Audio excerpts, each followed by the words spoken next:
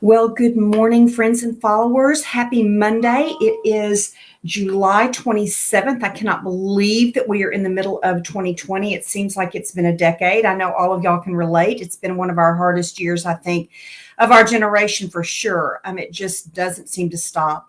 But this morning, I actually wanted to talk about how we can indeed create the life we want despite all of the ickiness that's around us. So, for those of y'all whom I've not met, my name is Kristin Kaufman. I'm a recovering corporate leader. I've turned entrepreneur, and I'm now building out businesses that help people create the lives they want without giving up the creature comforts that they want. And this morning, I want to talk about 5 things that I actually think have helped me change the trajectory of my life. As much as I loved my world in corporate America, I am probably a little bit like my dad in that I wanted to become an entrepreneur. I wanted to do my own thing. I wanted to live on my own terms. And if I was going to work that hard, I actually wanted to work that hard for something that I was creating. So I'm going to review, I guess, a few things that I think have helped me build out the life that I want, and perhaps they will help you and maybe shift your perspective a little bit. So the first is, I do believe that any life that we create does not happen by accident. It absolutely is around focus and direction and intention. And, where we put our energy is absolutely what we will indeed create and manifest in our lives. And that may sound woo-woo to many of you, but I have lived it, and I'm living proof that that is indeed what can and will happen. Wherever we put our thoughts, wherever we put our energy is absolutely what we will create. So the first tip is to pay attention. To pay attention to those people that cross your path, pay attention to those experiences that may happen to you. In fact, I've written 3 books on the concept of being present in the moment. And that's more than just, a Zen saying. It really is about paying attention to people that cross our paths, that may be introducing us to an opportunity that we didn't know about, maybe shifting the way in which we're looking at an opportunity. I know it's happened to me many times in my life, but I don't think, honestly, I really started paying attention until probably maybe 25 years ago, when I really shifted and I was believing that when things happened to me or for me, so to speak, and people would come into my lives, it was absolutely for a providential reason. Because I do not believe in accidents. I do believe that everything that happens to us, good morning, Will, everything that happens to us without any question definitely happens to us for a reason. And our job is to pay attention to those people that cross our paths and what we are supposed to be learning from those individuals. So that is the first aha that I wanted to share with you about creating the life that you want to live and the life that you want to create. And that is to pay very close attention to people that cross your path and experiences that happen to us, because they are not happening to us by accident. Okay, the second tip, and this is one that again is pretty near and dear to my heart, and it's simple. It's write your story. I coach my clients all the time that in the absence of a story, another will be written. And many people acquiesce and they let people take the reins of their lives, meaning they relinquish control of their lives to someone else. And believe me, if we don't write the story, a story will be written. So we have a sacred responsibility to write the story that we believe that we were put on this planet to write. And sometimes we don't really know. So that's when we have to pay attention and listen to the whispers, so to speak. But then once we have that calling or we have that epiphany, then it's our job to write it. And I can promise you that when I was a little girl, I wanted to write a book. I've gone back and I've cleaned out my mom and dad's house after they passed away a couple of years ago. And I found all of these diaries and these journals. And in fact, in one of those diaries, I had written that I wanted to be a writer. I actually wanted to be a National Geographic travel writer. Well, I didn't become a National Geographic travel writer, but you know what? I'm a global road warrior before this pandemic started, and I've written books, and they were also about the people that I met on my travels. So it's funny how we absolutely do manifest what we want.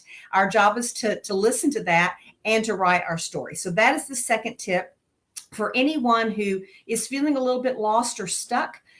Tap in to what it is that you think you are being called, or there's a gnawing thought in your mind about what it is you think you ought to be doing. Listen to that, because I don't think that's by accident either. Okay. The third tip, And again, this is going to sound a little woo-woo, especially for people who are more pragmatic than others. We have to visualize our success.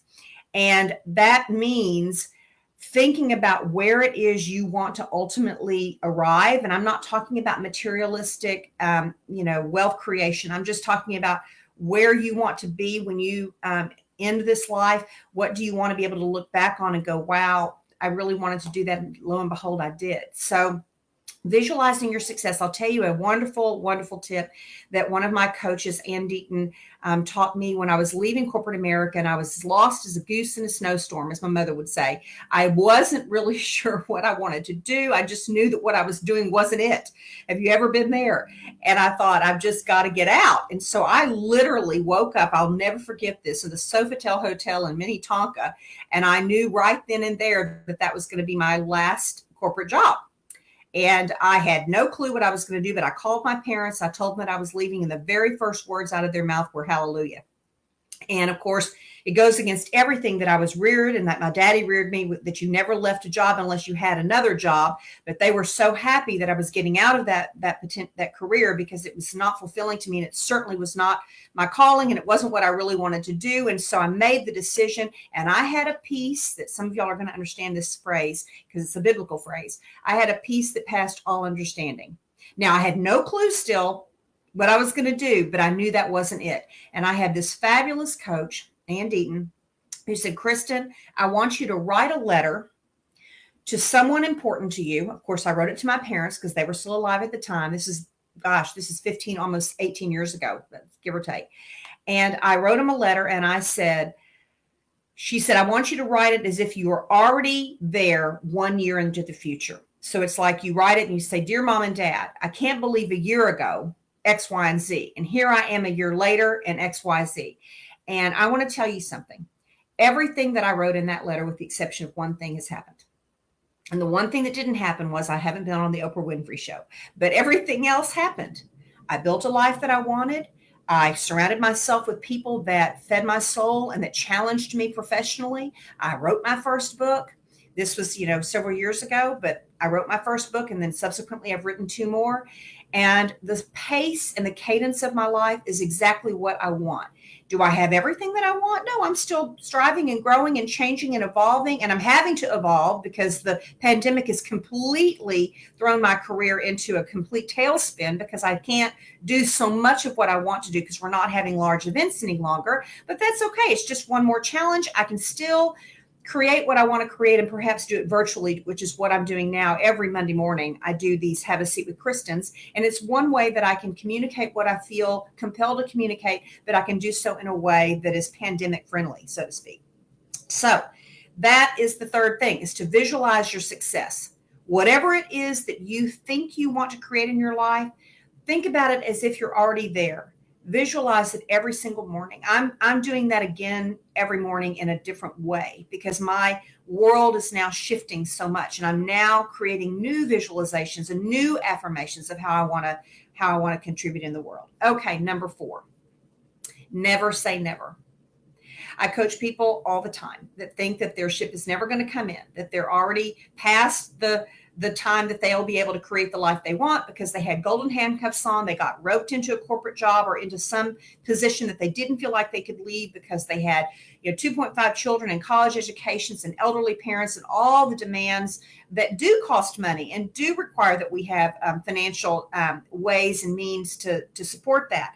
But I will tell you, I wrote a second book about people that literally as late as 50, 60, 70, and in one case, 87 years of age, created the life that they ultimately wanted. And it happened because they put their intention toward that. Maybe they started off doing it part-time and then they went full-time. Whatever it is, what I can promise you is, it is never, ever, ever too late to make the contribution that you want to make on this planet. And the phrase that I end the last phrase in that second book that I ended my book on was, it's never too late as long as you have breath. So as long as you have breath, there's a reason why you're still on this planet. And I remember my parents used to say to me, because I've looked death in the face twice. I nearly passed away twice. And they said to me, well, you must have a reason for being here, or you would have already, graduated from Earth School, so to speak. So as long as we're here, There's a reason why we're here. And our job is to figure that out and realize that it's never too late. It's never say never. Okay, the very last tip. And the phrase that I use is we have to weed our gardens. We have to weed our gardens. And many of you all have heard me say that I do believe that we are a compilation of the 5 people that we spend the most time with. Not that we can't surround ourselves with hundreds and thousands of people, because I certainly do and have. But the people that we spend the most time with are who we glob on to their mannerisms, their attitudes. We become part of that community, so to speak. So we have to be careful about who we surround ourselves with, because we need to weed our garden. We want to surround ourselves with people that are going to challenge us. They're going to hold us accountable, that are going to see the best in us and encourage the best from us.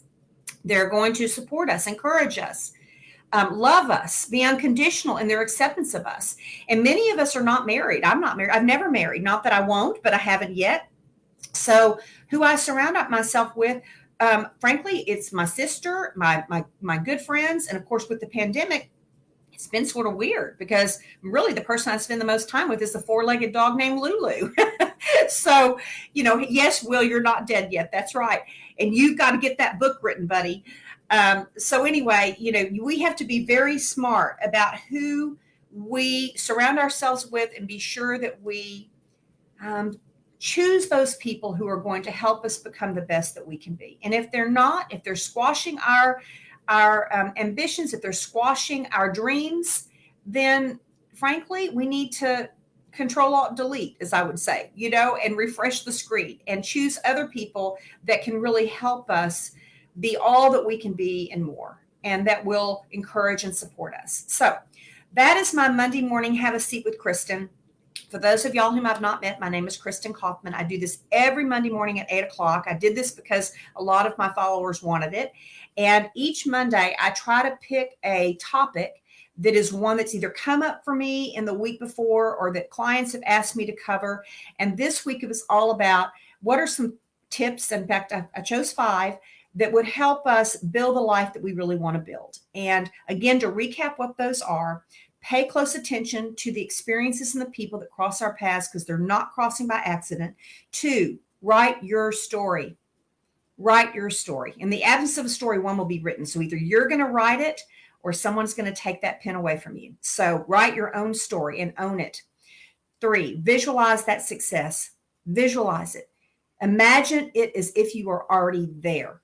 I mean, I'm redoing it myself right now, because my life needs to shift because of the pandemic. So I'm recreating that dream.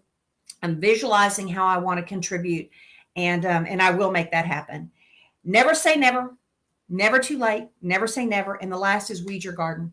Choose those people who are going to help us be the best. Okay. Thank you, Will. Have a great day. Hi, Roxanne. So you all have a wonderful Monday. I hope this has helped you. I'm here every Monday morning at 8 o'clock. So make it a great week, a great day. And I'll see you here again next Monday at 8 o'clock with Have a Seat with Kristin.